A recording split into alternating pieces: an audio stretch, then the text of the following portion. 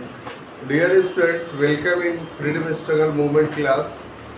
आज हम लोग भारतीय स्वतंत्रता संग्राम के इस क्लास में एक नए विषय पढ़ने जा रहे हैं और विषय है हम लोगों का अगस्त प्रस्ताव। अगस्त प्रस्ताव पढ़ाने से पूर्व ये अनिवार्य है कि उसके पूर्व की घटनाओं पर थोड़ा सा नज़र कर लिया जाए, दृष्टिपात कर लिया जाए। तो जैसा कि पिछले क्लास में आप देख चुके हैं कि 1935 के अधिनियम के तहत 1937 में चुनाव हुए और उस चुनाव के बाद 8 प्रांतों में कांग्रेस की सरकार बनी। जब 8 प्रांतों में कांग्रेस की सरकार बनी तो 28 महीने ही चल पाई ये सरकार, और उसके बाद द्वितीय विश्व युद्ध में बिना भारतीय मंत्रिमंडल से परामर्श लिए हुए जब ब्रिटिश सरकार ने भारत को द्वितीय विश्व युद्ध में झोंक दिया तो इसका भारत के नेताओं ने, खासतौर से कांग्रेस ने, फिर विरोध किया कि जब चुनी हुई सरकार है तो उस चुनी हुई सरकार से परामर्श लिए बिना भारत को युद्ध में झोंकना ये अनैतिक है। और इस बुनियाद पर 30 अक्टूबर 1939 ईस्वी को 8 कांग्रेसी मंत्रिमंडलों में त्यागपत्र दिया और बाकी के जो 3 गैर कांग्रेसी मंत्रिमंडल थे वो चलते रहे। तो यहाँ तक का सफर हमने पिछले क्लास में तय किया था। तो अब सबसे बड़ा मुद्दा ये था कि जो द्वितीय विश्व युद्ध शुरू हुआ है तो इस द्वितीय विश्व युद्ध में भारतीयों का समर्थन अंग्रेजों को बहुत जरूरी था। अगर भारतीयों का समर्थन अंग्रेज नहीं प्राप्त करते तो वैश्विक स्तर पर जिस युद्ध की उन्होंने शुरुआत की थी वो लोकतंत्र की स्थापना के लिए युद्ध था। आपको पता होना चाहिए कि द्वितीय विश्व युद्ध के समय, द्वितीय विश्व युद्ध के पूर्व विश्व जो है वो 2 खेमों में बढ़ गया था। एक खेमा को एक्सिस पावर बोलते थे, जिसका हिंदी है धुरी राष्ट्र। इस एक्सिस पावर और धुरी राष्ट्र के अंतर्गत जर्मनी, जापान, इटली ये देश शामिल थे और ऑस्ट्रिया। जबकि मित्र राष्ट्र के अंतर्गत जो है वो रूस, ब्रिटेन, अमेरिका, फ्रांस ये सब सहित और भी विश्व के अनेक देश इस मित्र राष्ट्र में शामिल हैं। तो हिटलर और मुसोलिनी का जो फासिस्ट विचारधारा थी, जो जन विरोधी विचारधारा थी, उसके खिलाफ मित्र राष्ट्र लड़ रहे थे। यानी दूसरे शब्दों में कहिए कि ये लोकतंत्र के लिए लड़ रहे थे, डेमोक्रेसी को बचाने के लिए लड़ रहे थे और कह रहे थे कि हम युद्ध इसलिए लड़ रहे हैं क्योंकि हिटलर और मुसोलिनी वैश्विक स्तर पे लोकतंत्र को, डेमोक्रेसी को समाप्त करना चाहता है। तब ऐसी परिस्थिति में जो था वो भारत में अंग्रेज खुद लोकतंत्र के समाप्त करने वाले एक शासक के रूप में जाने जा रहे थे। लेकिन वैश्विक स्तर पे उनके लिए ज़रूरी था कि वो यह प्रमाणित करें कि ब्रिटेन में जो, भारत में जो ब्रिटेन का शासन है वो भारतीयों की सहमति से, यानी भारत के लोग योग्य नहीं हैं, इसलिए वो चाहते हैं कि ब्रिटेन हम पर शासन करे। वास्तव में ब्रिटेन वहाँ लोकतंत्र की हत्या नहीं कर रहा है, बल्कि 1935 के अधिनियम के तहत उसने चुनाव करवाए वहाँ और चुनी हुई वहाँ सरकारें बनवाई, इसलिए वहाँ लोकतंत्र स्थापित है। ये ब्रिटेन वैश्विक स्तर पे भारत के परिवेश में अपनी बात रख रहा था। अब देखिए यहाँ पर मामला ये है कि भारत के नेता क्या ब्रिटेन के इस विचारधारा के समर्थक थे? तो इसका जवाब है नहीं। भारत के नेता या जो उस समय प्रमुख स्वतंत्रता संग्राम में को चलाने वाली पार्टी थी कांग्रेस, उसने इस विचारधारा को स्वीकार नहीं किया, बल्कि स्पष्ट रूप से ये कह दिया कि जब तक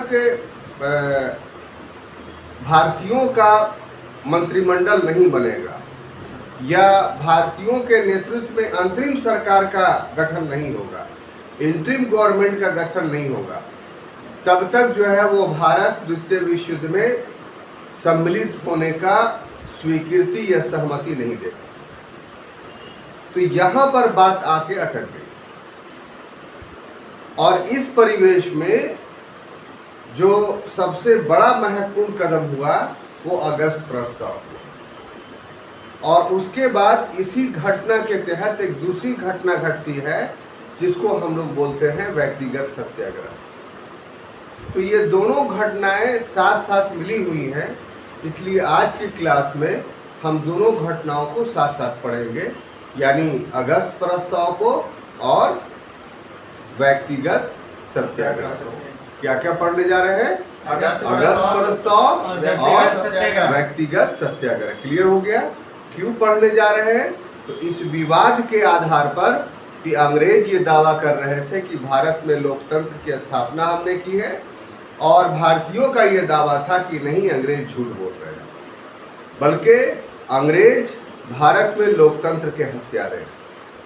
तो ये वैचारिक लड़ाई थी। इसी वैचारिक लड़ाई का परिणाम था कि भारत में दो घटनाएं घटी। एक घटना अगस्त प्रस्ताव था और दूसरा घटना व्यक्तिगत सत्याग्रह। तो चलते हैं क्या क्या घटनाएं घटी। देखिए मामला क्या है कि 30 अगस्त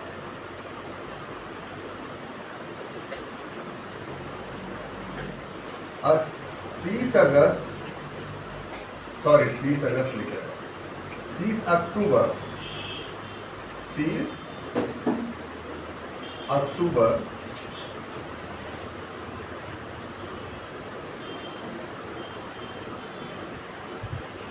1939 को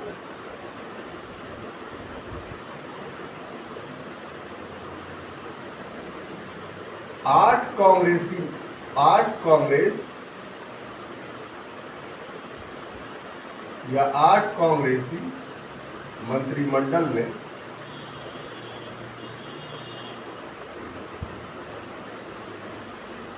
क्या किया? त्यागपत्र दे दिया।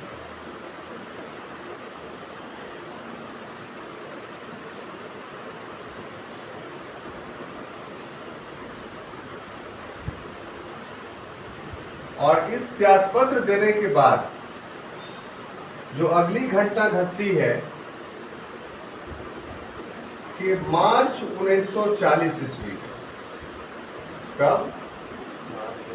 मार्च 1940 में कांग्रेस का रामगढ़ अधिवेशन होता है। रामगढ़ जो झारखंड में अभी है, ठीक है, कांग्रेस का रामगढ़ अधिवेशन होता है। और इस रामगढ़ अधिवेशन की जो अध्यक्षता था वो मौलाना आजाद करते हैं। यहाँ पर एक बात और जानिए कि 40 से लेकर के 46 ईस्वी तक कांग्रेस का फिर कोई अधिवेशन नहीं हुआ। ये पहली बार है कि कांग्रेस का कोई अधिवेशन मौलाना आजाद, कांग्रेस का कोई अधिवेशन नहीं होता है। और इसी कारण से मौलाना आजाद जो है वो सबसे लंबी अवधि तक कांग्रेस अध्यक्ष बनने वाले व्यक्ति हैं, यानी 7 वर्षों तक ये लगातार कांग्रेस के अध्यक्ष रहे। क्लियर? अब देखिए कि इसमें बहुत सारी बातें हुई। उसमें से एक बात हुआ कि इस अधिवेशन में जो प्रमुख मांग था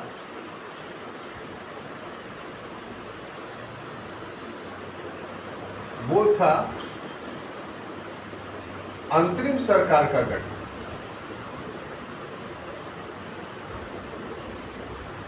अंतरिम सरकार का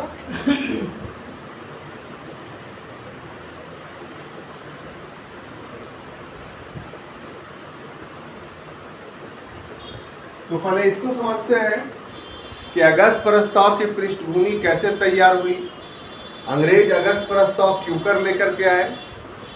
तो उसमें बात यह कि 30 अक्टूबर 1939 को जब कांग्रेस मंत्रिमंडल ने द्वितीय विश्व युद्ध में भारत के सम्मिलित होने के मुद्दे पर कि बिना भारतीयों से पूछे हुए इसमें शामिल कर लिया गया भारत को, ये गलत है, इस मुद्दे पे जब त्यागपत्र दे दिया कांग्रेस के 8 प्रांतों के कांग्रेसी सरकार ने, तो ऐसी परिस्थिति में कांग्रेस के अंदर ये बात उभरने लगी कि अब हमारी रणनीति क्या होना चाहिए।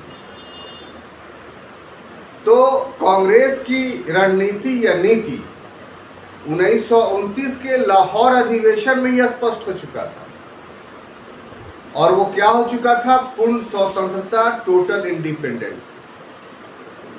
तो अब कांग्रेस देश को पूर्ण रूप से आजाद करने के लक्ष्य से पीछे नहीं भाग सकती थी।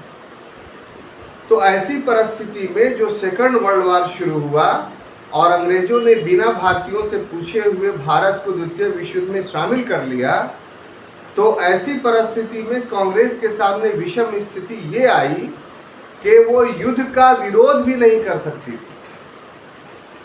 क्योंकि ये युद्ध फासिस्ट को पराजित करने के लिए लड़ा जा रहा था।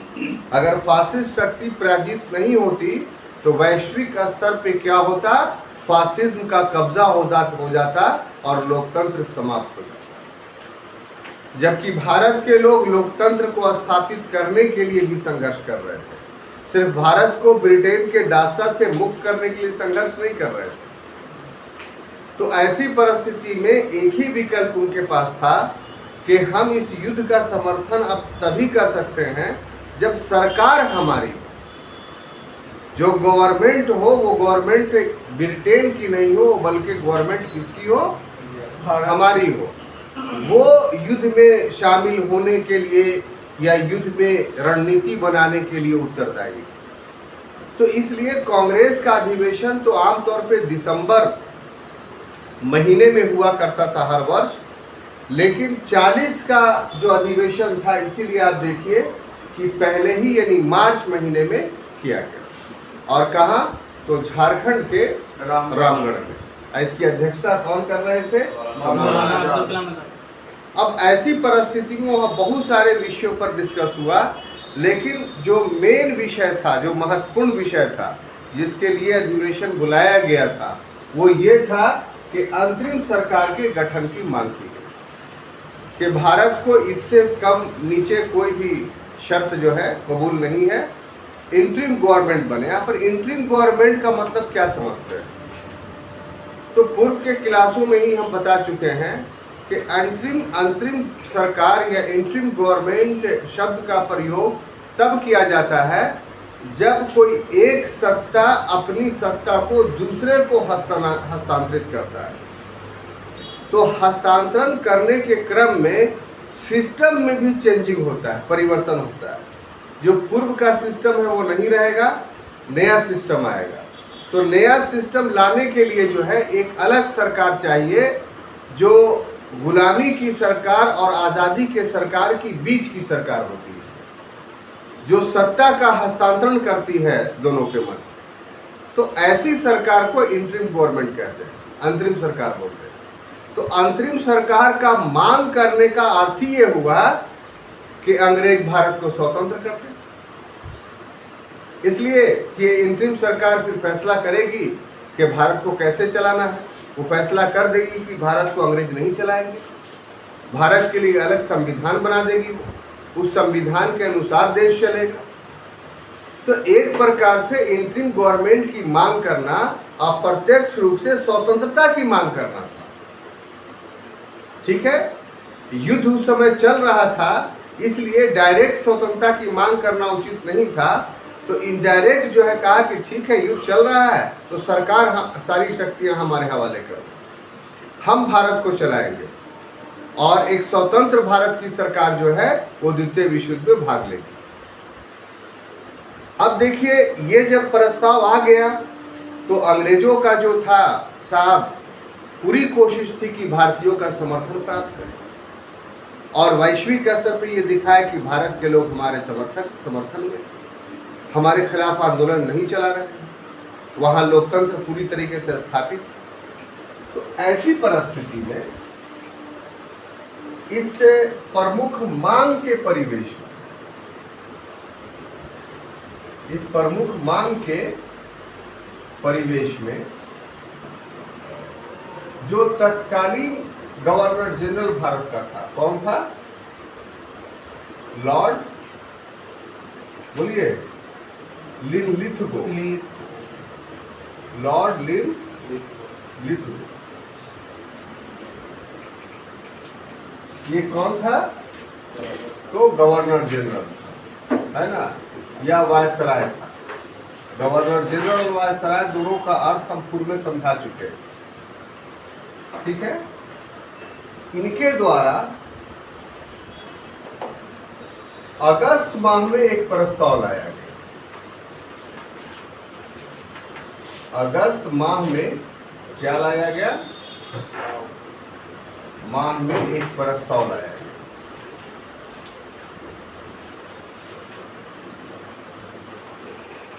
एक प्रस्ताव लाया, और चूंकि ये प्रस्ताव अगस्त माह में लाया गया, इसी कारण से इसको हम लोग क्या बोलते हैं? अगस्त प्रस्ताव। अब बात समझ में आई? अगस्त प्रस्ताव। लेकिन ये अगस्त प्रस्ताव कहा जाता है, लेकिन सन इसका क्या है? तो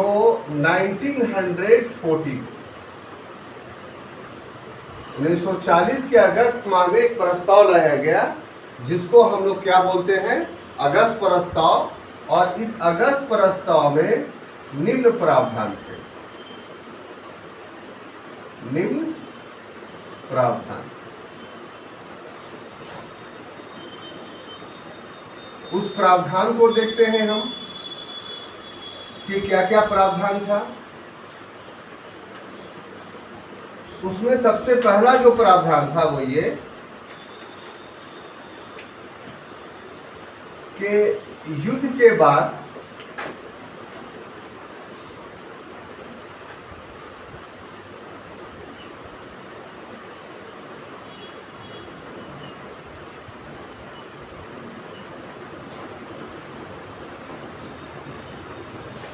प्रतिनिधिमूलक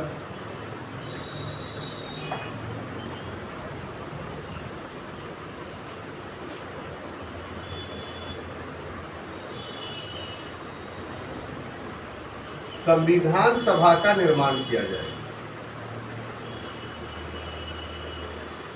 संविधान सभा का गठन हो, ठीक है। दूसरा था वायसराय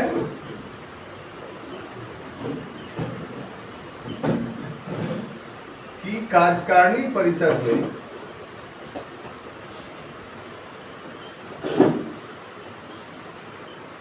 वायसराय की कार्यकारिणी परिषद में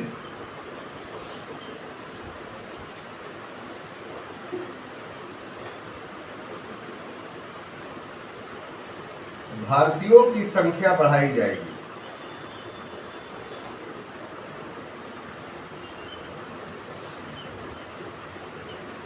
भारतीयों की संख्या बढ़ाई जाएगी।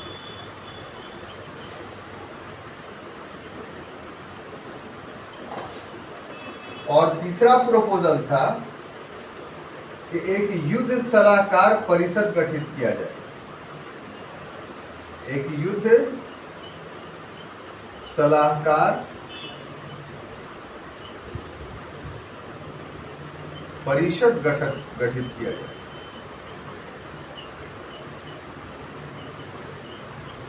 परिषद गठित होगा। और चौथा था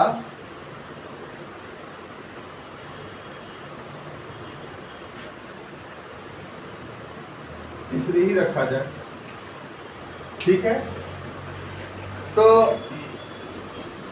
जो लॉर्ड लिनलिथगो ने अगस्त महीने में 1940 ईस्वी को अगस्त प्रस्ताव लाया, तो उसमें पहली बात ये थी कि जो अंतरिम सरकार के गठन की मांग भारतीयों ने किया था कि आप अंतरिम सरकार गठित कर दीजिए, भारत युद्ध में भाग लेगा, तो एक सिरे से उसको लॉर्ड लिथिगो ने नकार दिया कि अंतरिम सरकार का गठन नहीं होगा। क्यों नकारा?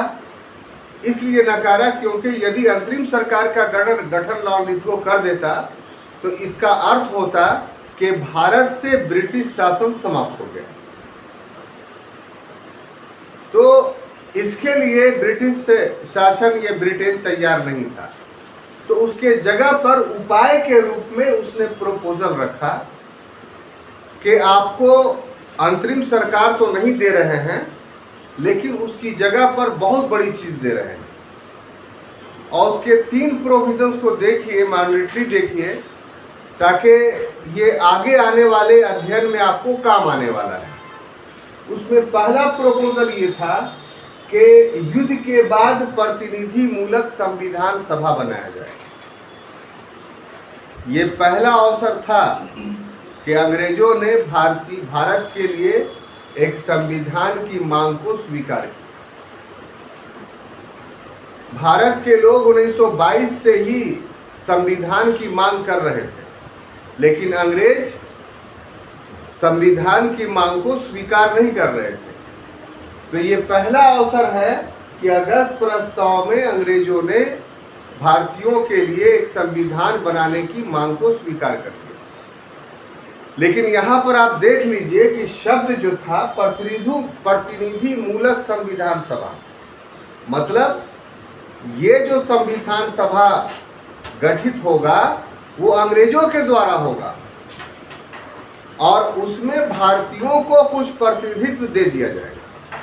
बात समझिए, इस अंतर को समझिए, नहीं तो फिर क्रिप्स प्रस्ताव में भी संविधान सभा की बात आएगी, वेवेल प्रस्ताव में भी संविधान सभा की बात आएगी और कैबिनेट मिशन योजना में भी संविधान सभा की बात आएगी। तो जो अगस्त प्रस्ताव से संविधान सभा की बात चल रही है, उसके बाद भी लगातार हर प्रस्ताव में संविधान सभा की मांग को स्वीकार किया गया। तो हर में अंतर था, उस अंतर को आपको समझने की जरूरत है। तो चूंकि संविधान सभा के परिवेश में ये पहली घटना है, इसलिए आप जानिए कि इसका अर्थ क्या है। तो इसका अर्थ ये मत लगाइए कि संविधान सभा पूरा भारतीयों से बनेगा, बल्कि इसका अर्थ ये है कि संविधान सभा का गठन अंग्रेज करेंगे और उसमें कुछ भारतीयों को प्रतिनिधित्व दे देंगे। अर्थात अगस्त प्रस्ताव के अनुसार यदि संविधान बनता भारत में तो अंग्रेजों की मर्जी से बनता, भारत की संप्रभुता या भारत के लोगों के संप्रभुता से नहीं बनता। यही क्रिप्स मिशन में इसको और जो है अधिक अधिकार दिया गया संविधान सभा के परिवेश में। तो जब क्रिप्स मिशन पढ़ेंगे तब उस समय वो राज खुलेगा। तो अभी ये कंसेप्ट क्लियर रखिए कि ये संविधान सभा अंग्रेजों के मरहूने मिन्नत बनने वाली थी, by the grace of British बनने वाला था। क्लियर? दूसरा कहा कि ठीक है, अंतरिम सरकार का तो गठन हम नहीं करेंगे, लेकिन जो संस्था शासन भारत में कर रही है वो कौन है? तो वायसराय की कार्यकारिणी परिषद, जो स्वतंत्र भारत के बाद काउंसिल ऑफ मिनिस्टर में तब्दील हो गया, तो वही ना शासन कर रहा था। तो अगस्त प्रस्ताव में कहा गया कि चलिए उसमें भारतीयों की संख्या बढ़ा दी जाएगी। आप यही ना इंटरिम गवर्नमेंट ना मान रहे हैं, तो आप शासन में भागीदारी की बात कर रहे हैं, तो आपकी संख्या हम गवर्निंग काउंसिल में बढ़ा देते हैं। और आप ऐसा क्यों मांग कर रहे हैं? क्योंकि आप चाहते हैं कि भारत के लोग ही युद्ध करें फासिस्ट शक्तियों के साथ। तो उसके लिए तीसरा प्रोविजन ये किया गया कि युद्ध सलाहकार परिषद गठित किया गया, जिसमें भारतीयों को भी शामिल कर लिया गया। तो अब जो ब्रिटिश सेनापति होगा वो आपसे पूछ करके युद्ध के बारे में घोषणाएं करेगा या निर्णय लेगा, तो आप खुश हो जाएंगे। तो इस तरीके से अगस्त प्रस्ताव था। लेकिन छात्रों, इस अगस्त प्रस्ताव को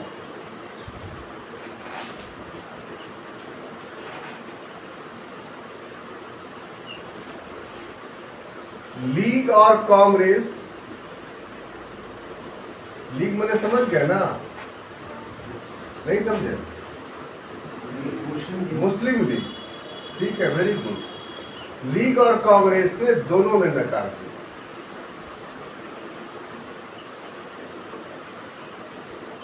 अब दोनों ने नकार दिया तो क्यों नकार दिया? तो नकारने का दोनों का कारण एक नहीं था, ठीक है।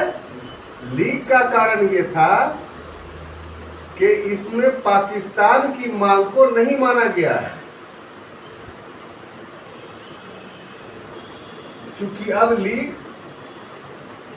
पाकिस्तान की मांग प्रत्यक्ष रूप से करने लगा, अभी तक नहीं किया था, मांग नहीं माना गया है।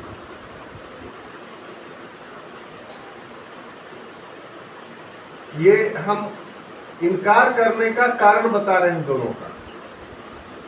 और कांग्रेस ने क्यों इनकार किया? कांग्रेस ने इनकार कर दिया कि इसमें पूर्ण स्वतंत्रता का प्रावधान नहीं है। हमने तो 1929 ईस्वी के अधिनियम में पूर्ण स्वतंत्रता की मांग न की थी, है? पूर्ण स्वतंत्रता का प्रावधान नहीं। क्लियर?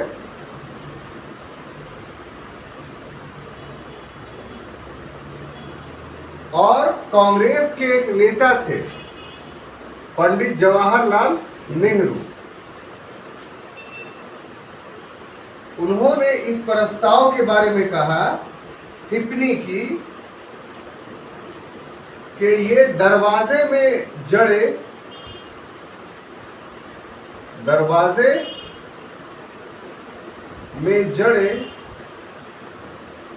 जंग लगी कील के समान, जंग लगी कील के समान। किसके बारे में कहा? अगस्त प्रस्ताव के बारे में कहा, ठीक है। तो प्रोपोजल जब आ गया ब्रिटेन की तरफ से, तो दो ही बातें हो सकती थी, या तो भारत के लोग इसको स्वीकार कर ले, या फिर भारत के लोग इसका इनकार कर दें। तो उस समय बहुत सारे दल थे, लेकिन अब 40 तक आते आते ये तय हो गया था कि मुस्लिम लीग के अधीन भी जो है वो मुसलमान चले जा रहे थे। जो 37 में मुस्लिम लीग को मुंह की खानी पड़ी थी चुनाव में, और उसे मात्र 2 और 3 सीटों पर ही विजय प्राप्त हुई थी मुस्लिम बहुल क्षेत्रों में, वो मुस्लिम लीग की तस्वीर अब 40 में ऐसी नहीं रही। अब मुसलमानों का एक बहुत बड़ा वर्ग, खास तौर से बंगाल और पंजाब में, उसका समर्थक होने लगा। तो ऐसी परिस्थिति में उसकी महत्ता बढ़ गई थी, और अंग्रेज भी उसको महत्व दे रहे थे। तो दोनों की विचारधारा को जानना काफी महत्वपूर्ण हो जाता है कि अगस्त प्रस्ताव के परिवेश में उनकी विचारधारा क्या थी, उनका राय क्या था। तो लीग ने भी ठुकरा दिया इसको, लेकिन लीग के ठुकराने का आधार कांग्रेस का विचार नहीं था। लीग का विचार था कि आपने साहब इसमें पाकिस्तान का कोई उल्लेख ही नहीं किया है, अलग मुस्लिम देश का कोई उल्लेख ही नहीं किया है, तो इसलिए हम अगस्त प्रस्ताव को नहीं मानेंगे। और कांग्रेस का आधार दूसरा था, उसने कहा कि हम तो पूर्ण स्वतंत्रता की मांग आपसे किया था, वो आपने दिया नहीं, इसलिए हम इसको अस्वीकार करते हैं। और उसके एक नेता पंडित जवाहरलाल नेहरू ने कह दिया कि दरवाजे में लगे जंग लगे कील के समान है। अब इसका अर्थ क्या हुआ कि दरवाजा में अगर जंग लगा कील कोई है और आप उस कील को निकालना चाहेंगे तो क्या हो जाएगा? टूट जाएगा, वो फिर दोबारा यूज नहीं होगा। तो अगस्त प्रस्ताव जो आपने दिया, ये जंग लगा कील है, हम जब युद्ध खत्म होगा तो उसको इस्तेमाल करना चाहेंगे अगर, तो ये इस्तेमाल नहीं होगा, क्योंकि इसमें जंग लगा हुआ, इससे हमें कोई बेनिफिट नहीं है। तो जवाहरलाल नेहरू ने इस प्रकार से एक दूरदर्शी वक्तव्य दे करके अगस्त प्रस्ताव को पूरी तरीके से नकार दिया। ठीक है, अब देखिए लगी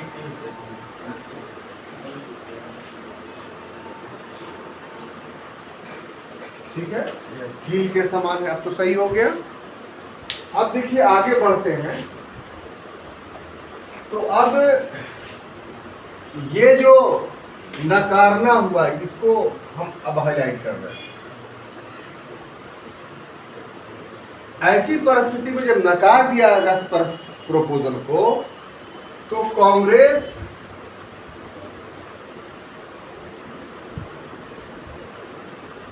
के समक्ष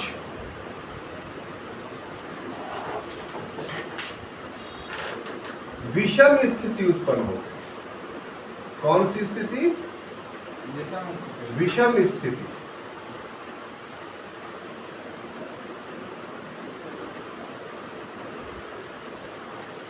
उत्पन्न हो गया। क्या विषम स्थिति थी वो देख लीजिए। पहला ये था कि वो युद्ध में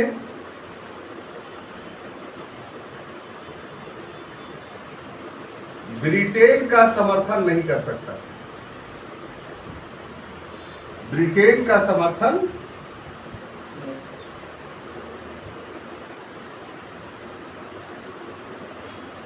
नहीं कर सकता।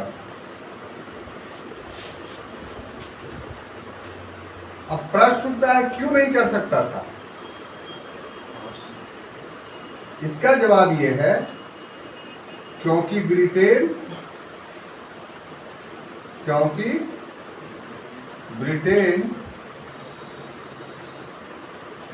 भारत में लोकतंत्र का हत्यारा था। भारत में लोकतंत्र का हत्यारा। ये विषम स्थिति है। और दूसरा कि विश्व स्तर पर अब युद्ध में समर्थन नहीं का मतलब क्या हुआ कि उसको जर्मनी का समर्थन करना चाहिए था। विश्व स्तर पर कांग्रेस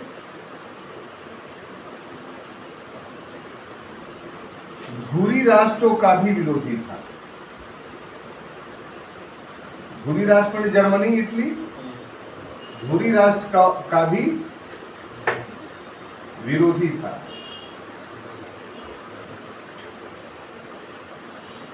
क्यों? क्योंकि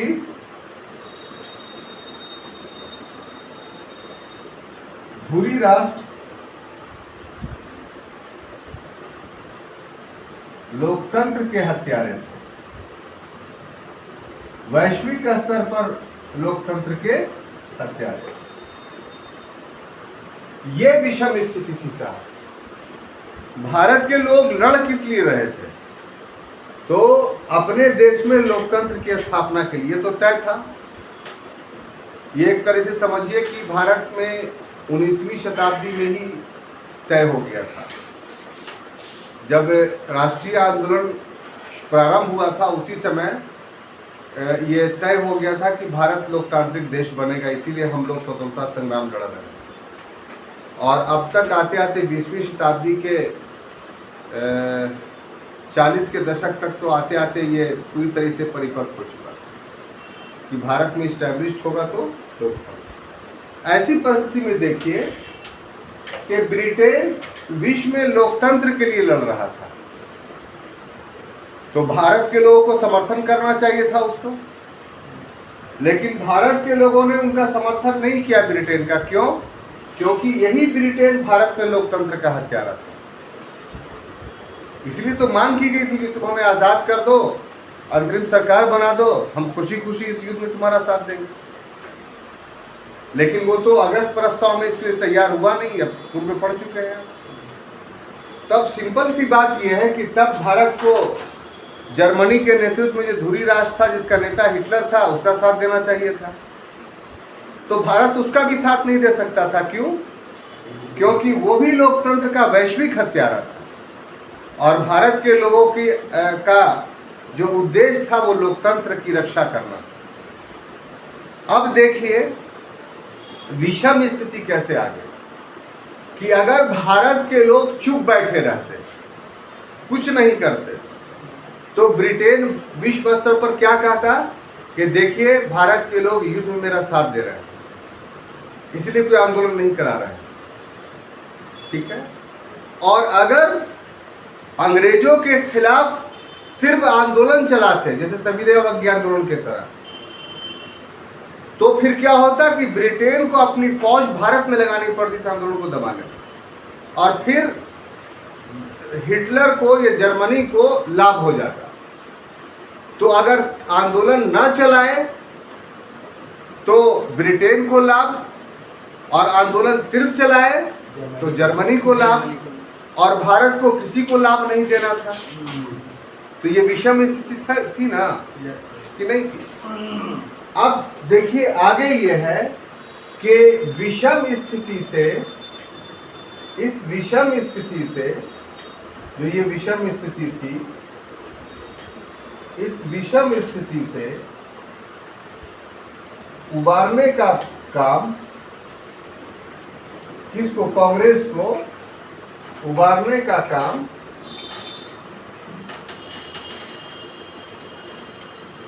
महात्मा गांधी ने किया। किन्होंने किया? महात्मा गांधी ने। महात्मा गांधी ने। अब कैसे किया साहब? तो उन्होंने एक कार्यक्रम दिया, ठीक है। वो कार्यक्रम था व्यक्तिगत सत्याग्रह। व्यक्तिगत सत्याग्रह। अब बात समझ में आई? तो कैसे उबारा गांधी जी ने व्यक्तिगत सत्याग्रह से? कि कहा कि हम लोगों को दो काम करना है। एक काम क्या करना है कि अपना विरोध दर्ज करना है कि हम ब्रिटिश सत्ता के समर्थक नहीं हैं, और दूसरा काम क्या करना है कि ब्रिटेन को इस रूप में तंग नहीं करना है कि वो द्वितीय विश्व युद्ध में हार जाए। उसको भी जिताना है। बात समझ में आ रही है? ब्रिटेन का साथ नहीं देना है, साथ देना नहीं, लेकिन जिताना है। लेकिन ऐसा काम भी नहीं करना है जिससे वो द्वितीय विश्व युद्ध में हार जाए। तो ये दोनों बातें एक दूसरे की विरोधी थी, बड़ा विषम स्थिति था। उसका था समाधान व्यक्तिगत सत्याग्रह। कैसे समाधान था वो समझिए कि इस प्रोपोजल में, व्यक्तिगत सत्याग्रह में गांधी जी ने ये कहा कि देखिए एक व्यक्ति जो है वो चौराहे पर खड़ा होगा और उसको एक पंफलेट दे दिया जाएगा जिसमें लिखा होगा कि हम भारत के लोग जो है ब्रिटिश सत्ता का समर्थन नहीं करते हैं और उसका साथ नहीं देंगे, लेकिन हम ये भी नहीं चाहते हैं कि ब्रिटेन द्वितीय विश्व युद्ध में हार जाए और फासिस्ट शक्तियों की जीत हो जाए। तो इस घोषणा में तो ब्रिटिश सत्ता का विरोध था। तो एक व्यक्ति पढ़ता था किसी चौराहे पर, तो स्थानीय पुलिस उसको गिरफ्तार करके जेल में डाल देती थी। बात समझ में आई? तो इससे फोर्स लगाने की जरूरत नहीं पड़ती थी, बहुत झमेला ब्रिटेन को नहीं होता था। तो इससे दोनों लक्ष्य पूरा हो गया। एक भारतीयों ने ब्रिटिश सत्ता का विरोध भी किया, लेकिन वो विरोध इस रूप में नहीं था कि ब्रिटिश फौज को लगाना पड़ा। परिणाम स्वरूप ब्रिटेन अंतर्राष्ट्रीय स्तर पर जर्मनी से खूब जमकर लड़ा भी और जर्मनी जीत नहीं पाया। तो इस आंदोलन से कांग्रेस के दोनों लक्ष्य पूरे हुए कि नहीं? बोलिए, बस यही समझाना था। तो ऐसे परिवेश में जो प्रथम सत्याग्रही थे, कौन? इसमें ऑब्जेक्टिवली क्वेश्चन आता है, प्रथम सत्याग्रही जो थे कौन थे? बोलिए तो। विनोबा भावे थे। विनोबा भावे थे। और ये अक्सर क्वेश्चन आता है। विनोबा भावे के द्वारा 17 अक्टूबर 1940 ईस्वी को, कब? 17 अक्टूबर 1940 ईस्वी को ये प्रारंभ किया गया, और ये इनके द्वारा जो है वो 17 दिसंबर 1940 ईस्वी तक चला। कब चला? 17 दिसंबर 1940। और ये पौनार आश्रम से प्रारंभ हुआ। महाराष्ट्र में उनका एक पौनार आश्रम था, आज भी है। कहाँ है? महाराष्ट्र में।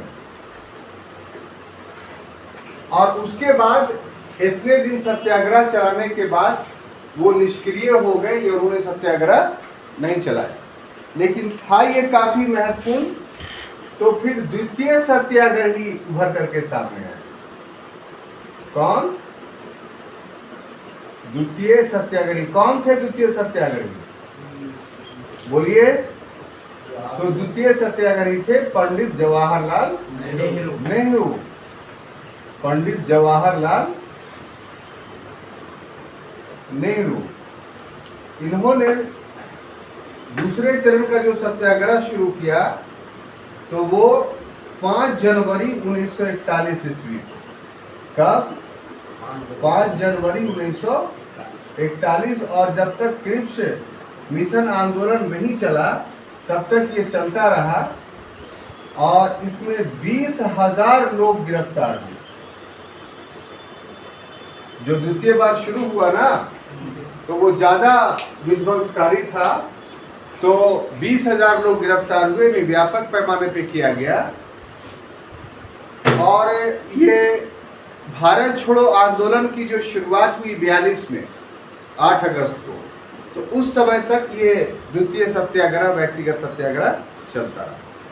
तो इस तरीके से कांग्रेस मंत्रिमंडल ने जो 30 अक्टूबर 1939 ईस्वी को त्यागपत्र दिया, उस समय से लेके 8 अगस्त 1942 तक के बीच की जो घटना है वो यही वो 2 घटना है। एक अगस्त प्रस्ताव और दूसरा व्यक्तिगत सत्याग्रह।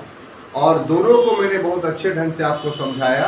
हम समझते हैं कि आप समझने में सफल रहे। अगले विषय में, अगले टॉपिक लेकर के हम फिर अगले क्लास में हाजिर होंगे। तब तक के लिए अनुमति दीजिए। धन्यवाद। इसका टाइम पीरियड नहीं है।